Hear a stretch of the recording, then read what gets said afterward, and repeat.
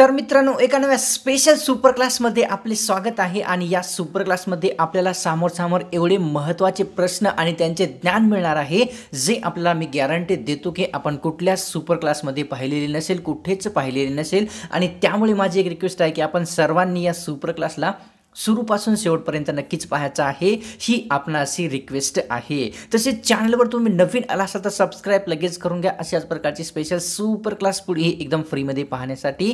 आणि या सुपर क्लासला एक लाईक केल्याशिवाय कुठेच नाही जायचं आहे, ही रिक्वेस्ट आहे. या सुपर क्लासला सुरुवात करूया. सर्वात पहिला प्रश्न पाहूया. प्रश्न या ठिकाणी आपल्यासमोर असा आहे की मानवी शरीराचा किती टक्के भाग हा प्रोटीनपासून बनलेला असतो? मानवी शरीराचा एकूण किती टक्के भाग हा प्रोटीनपासून बनलेला असतो? ऑप्शन क्रमांक 3 योग्य राहील. मानवी शरीराचा एकूण 15% हा जो भाग आहे तो प्रोटीनने बनलेला असतो. पुढचा प्रश्न, स्वामी श्रद्धानंद यांनी गुरुकुलची स्थापना कोठे केली होती ते सांगायचं आहे. स्वामी श्रद्धानंद यांनी गुरुकुलची स्थापना कोणत्या ठिकाणी केली होती? ऑप्शन क्रमांक या ठिकाणी 2 योग्य राहील. या ठिकाणी कंगडी या ठिकाणी स्वामी श्रद्धानंद यांनी एक गुरुकुलची स्थापना केलेली होती. पुढचा प्रश्न, या ठिकाणी स्वामी श्रद्धानंद हे खालीलपैकी कोणत्या व्यक्तीचे शिष्य होते? स्वामी श्रद्धानंद हे खालीलपैकी कोणत्या व्यक्तीचे शिष्य होते? तर ऑप्शन क्रमांक 2 योग्य राहील मित्रांनो. स्वामी श्रद्धानंद हे दयानंद सरस्वती यांचे एक शिष्य बनलेले होते.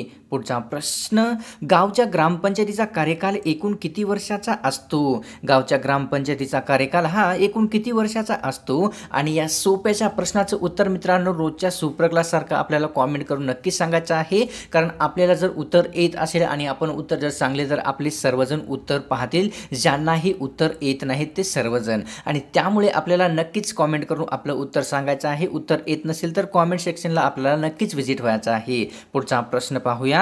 स्वामी श्रद्धानंद हे दयानंद सरस्वती यांचे कितवे शिष्य होते? स्वामी श्रद्धानंद हे दयानंद सरस्वती यांचे कितव्या क्रमांकाचे शिष्य होते?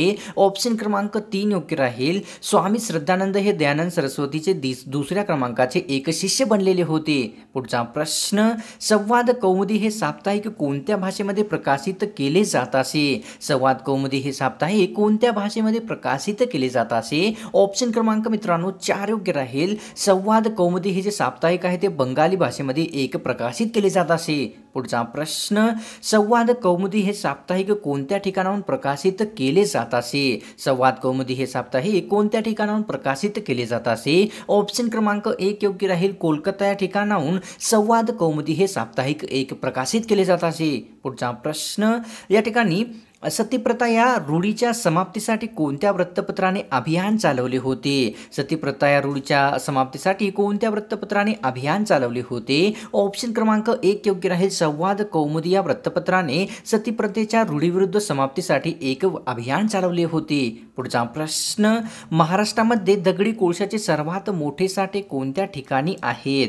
महाराष्ट्रामध्ये दगडी कोळशाचे सर्वात मोठे साठे कोणत्या ठिकाणी सापडत असतात? ऑप्शन क्रमांक मित्रांनो 4 योग्य राहील. बल्लारपूर, महाराष्ट्रामध्ये बल्लारपूर या ठिकाणी दगडी कोळशाचे सर्वात मोठे हे सापडत असतात. पुढचा प्रश्न, या ठिकाणी गोफ हे लोकनृत्य महाराष्ट्रातील कोणत्या प्रदेशातील लोकनृत्य आहे ते सांगायचं आहे? गोफ हे लोकनृत्य महाराष्ट्रातील कोणत्या प्रदेशातील लोकनृत्य आहे? ऑप्शन क्रमांक मित्रांनो या ठिकाणी 2 योग्य राहील. गोफ हे लोकनृत्य महाराष्ट्रातील कोकण या विभागातील एक प्रसिद्ध लोकनृत्य बनलेले आहे. पुढचा प्रश्न, एस्पिरिन हे औषध मानवी शरीरातील कोणत्या अवयवाशी संबंधित आहे? एस्पिरिन हे औषध मानवी शरीरातील कोणत्या अवयवाशी संबंधित आहे? ऑप्शन क्रमांक 2 योग्य राहील. एस्पिरिन हे जे औषध आहे ते मानवी शरीरातील हृदय या अवयवाशी संबंधित असलेले एक औषध बनलेले आहे. पुढचा प्रश्न, हृदय विकाराचा झटका येऊ नये म्हणून कोणते औषध हे वापरले जात असते? हृदय विकाराचा झटका येऊ नये म्हणून कोणते औषध हे वापरले जात असते? ऑप्शन क्रमांक 3 योग्य राहील. या ठिकाणी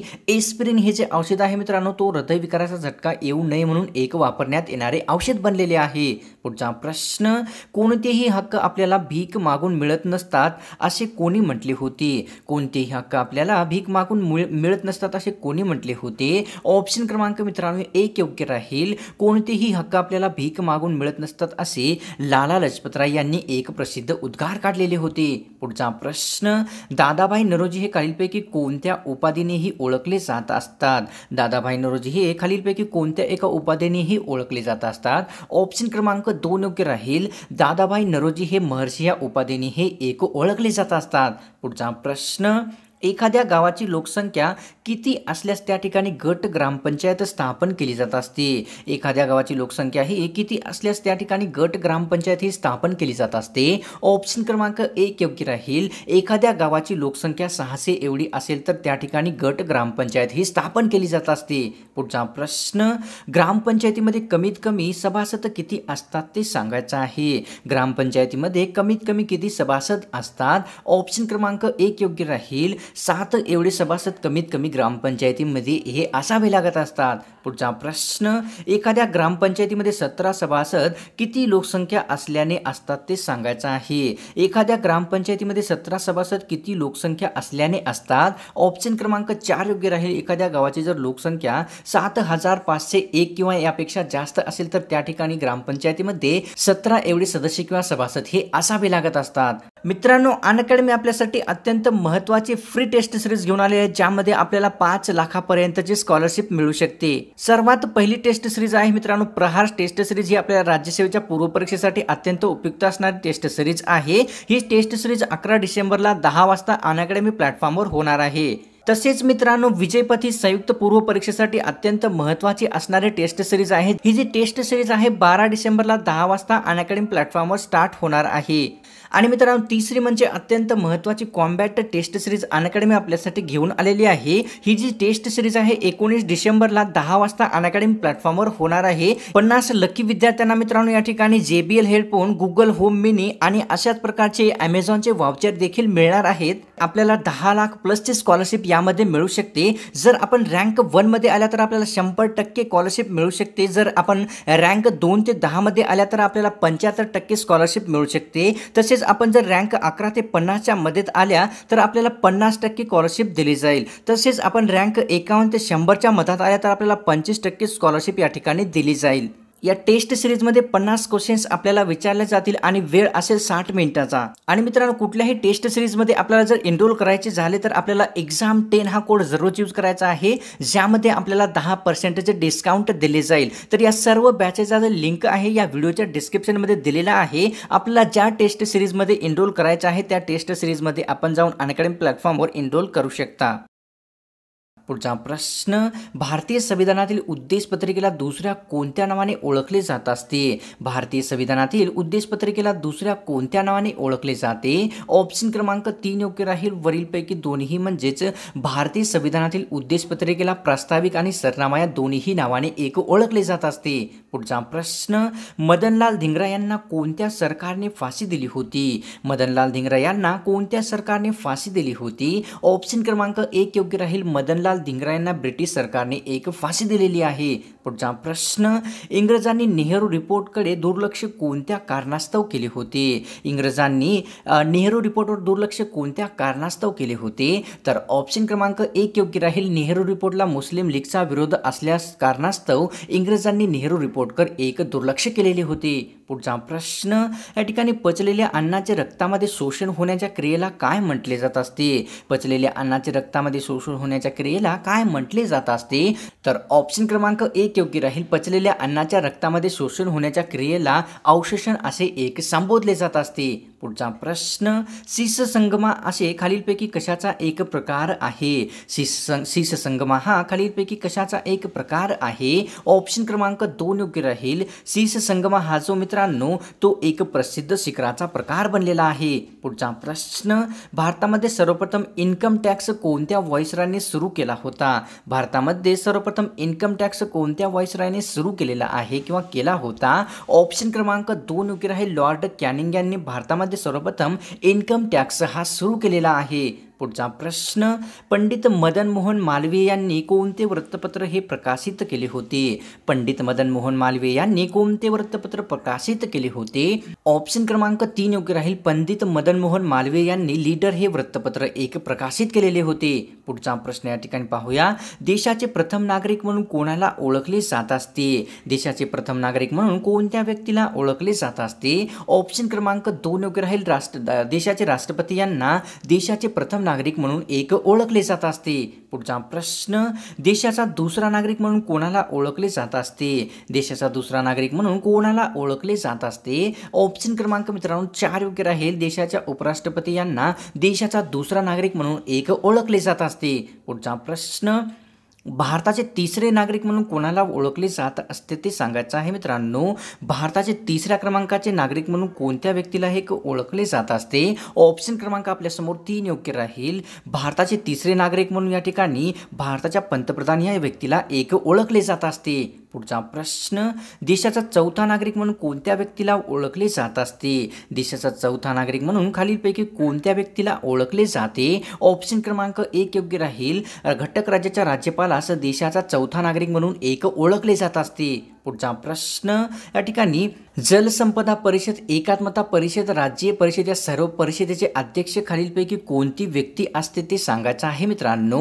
जलसंपदा परिषद, एकात्मता परिषद, राज्य परिषद या सर्व परिषदेचे अध्यक्ष कोणती व्यक्ती असते? ऑप्शन क्रमांक 3 योग्य राहील. पंतप्रधान ही जी व्यक्ती आहे ती जलसंपदा परिषद, एकात्मता परिषद, राज्य परिषद या सर्व परिषदेचे अध्यक्ष असलेली एक व्यक्ती बनलेली आहे.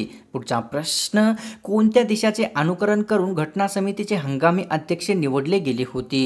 कोणत्या देशाचे अनुकरण करून घटना समितीचे हंगामी अध्यक्ष हे निवडले गेले होते? ऑप्शन क्रमांक 3 योग्य राहील. फ्रान्स या देशाचे अनुकरण करून या ठिकाणी घटना समितीचे हंगामी अध्यक्षाची एक निवड करण्यात आली होती. पुढचा प्रश्न. पंतप्रधानाच्या आदेशावरून एखादी मंत्री राजीनामा देत नसेल तर त्यांना पदावरून दूर करण्याचा अधिकार कोणाकडे आहे? पंतप्रधानाच्या आदेशावरून एखादी मंत्री राजीनामा देत नसेल तर त्यांना त्या पदावरून दूर करण्याचा अधिकार दुसरा कोणाला आहे? ऑप्शन क्रमांक 2 योग्य राहील. पंतप्रधानाच्या आदेशावरून एखादी मंत्री राजीनामा देत नसेल तर त्यांना भारताचे राष्ट्रपती हे पदावरून दूर करू शकत असतात. पुढचा प्रश्न. महाराष्ट्राचे दुसऱ्या क्रमांकाचे मुख्यमंत्री कोणती व्यक्ती बनले होते? महाराष्ट्राचे दुसऱ्या क्रमांकाचे मुख्यमंत्री कोणती व्यक्ती बनले होते? ऑप्शन क्रमांक 1 योग्य राहील. मारुतराव कन्नमवार ही जी व्यक्ती आहे ते महाराष्ट्राचे दुसऱ्या क्रमांकाचे मुख्यमंत्री एक व्यक्ती बनलेले होते. पुढचा प्रश्न. सलग 2 वेळा बिनविरोध निवडून आलेले भारताचे उपराष्ट्रपती कोण आहेत ते सांगायचं आहे. सलग 2 वेळा बिनविरोध निवडून आलेले एकमेव भारताचे उपराष्ट्रपती कोणते बनलेले आहेत? ऑप्शन क्रमांक 2 योग्य राहील. सर्वपल्ली राधाकृष्ण हे जे उपराष्ट्रपती आहेत ते सलग 2 वेळा बिनविरोध निवडून आलेले एक भारताचे प्रथम क्रमांकाचे उपराष्ट्रपती बनलेले आहेत. पुढचा प्रश्न. उपराष्ट्रपती पदाच्या निवडणुकीमध्ये कोणाचा सहभाग नसतो ते सांगायचं आहे. उपराष्ट्रपती यांच्या निवडणुकीमध्ये खालीलपैकी कोणाचा समावेश नसतो? ऑप्शन क्रमांक मित्रांनो 3 योग्य राहील. उपराष्ट्रपती पदाच्या निवडणुकीमध्ये विधानसभेच्या सदस्याचा एक समावेश नसलेला असतो. पुढचा प्रश्न या ठिकाणी असा आहे की घटक राज्याचा कार्यकारी प्रमुख कोणता व्यक्ती असतो ते सांगायचं आहे. घटक राज्याचा कार्यकारी प्रमुख खालीलपैकी कोणता व्यक्ती असतो? ऑप्शन क्रमांक 3 योग्य राहील. घटक राज्याचा राज्यपाल जो आहे तो घटक राज्याचा कार्यकारी प्रमुख एक व्यक्ती बनलेला आहे. पुढचा प्रश्न. अल्ट्राव्हिरस हा खालीलपैकी कशाचा एक प्रकार आहे ते सांगायचं आहे. अल्ट्राव्हिरस हा खालीलपैकी कशाचा एक प्रकार आहे? ऑप्शन क्रमांक 3 योग्य राहील. अल्ट्राव्हिरस हा मित्रांनो या ठिकाणी एक कायद्याचा प्रकार बनलेला आहे. पुढचा प्रश्न. संसदेने केलेला कायदा घटनेच्या विरोधी असेल तर त्यास काय म्हटले जाते किंवा संबोधले जात असते? संसदेने केलेला कायदा घटनेच्या विरोधी असेल तर त्यास काय म्हटले जात असते? ऑप्शन क्रमांक मित्रांनो या ठिकाणी 2 योग्य राहील. संसदेने केलेला कायदा घटनेच्या विरोधी असेल तर त्यास अल्ट्राव्हिरस असे एक संबोधले जात असते. पुढचा प्रश्न. घटना समितीची पहिली बैठक ज्या ठिकाणी पार पडली होती त्या ठिकाणाला सध्या काय संबोधले जात असते? घटना समितीची पहिली बैठक ज्या ठिकाणी पार पडली होती त्या ठिकाणाला सध्या काय संबोधले जात असते? ऑप्शन क्रमांक 1 योग्य राहील. पार्लमेंटचा सेंटर हॉल असे घटना समितीची पहिली बैठक ज्या ठिकाणी पार पडली होती त्या ठिकाणाला असे एक संबोधले जात असते. पुढचा प्रश्न. घटना समितीची पहिली बैठक कोणत्या ठिकाणी कोणत्या शहरामध्ये भरवण्यात आली होती? घटना समितीची पहिली बैठक कोणत्या ठिकाणी व कोणत्या शहरात भरवण्यात आली होती? ऑप्शन क्रमांक 2 योग्य राहील. भारताच्या दिल्ली या शहरामध्ये घटना समितीची सर्वात पहिली बैठक ही भरवण्यात आलेली होती. पुढचा प्रश्न. लोकसभेच्या दैनंदिन कामकाजावर नियंत्रण ठेवण्यासाठी कशाचा एक वापर केला जात असतो? लोकसभेच्या दैनंदिन कामकाजावर नियंत्रण ठेवण्यासाठी कशाचा एक वापर केला जात असतो? ऑप्शन क्रमांक 1 योग्य राहील. विविध समित्यांची नेमणूक ही लोकसभेच्या दैनंदिन कामकाजावर नियंत्रण ठेवण्यासाठी एक केली जात असते. तर मित्रांनो, आजची स्पेशल सुपर क्लास आपल्याला कशी वाटली? मला तर ही नक्कीच गॅरंटी आहे की आपल्याला सुपर क्लास आवडलेलीच आहे आणि त्यामुळे एक आशा आहे की आपण या सुपर क्लासला सोडण्यापूर्वी या सुपर क्लासला एक लाईक नक्कीच करसाल आणि अशाच प्रकारची स्पेशल सुपर क्लास पुढेही एकदम फ्रीमध्ये पाहण्यासाठी या चॅनलला आपल्याला नक्कीच सबस्क्राईब करून घ्यायचं आहे. ही एक रिक्वेस्ट आहे. तर मिळतो एका नव्या स्पेशल सुपर क्लासमध्ये.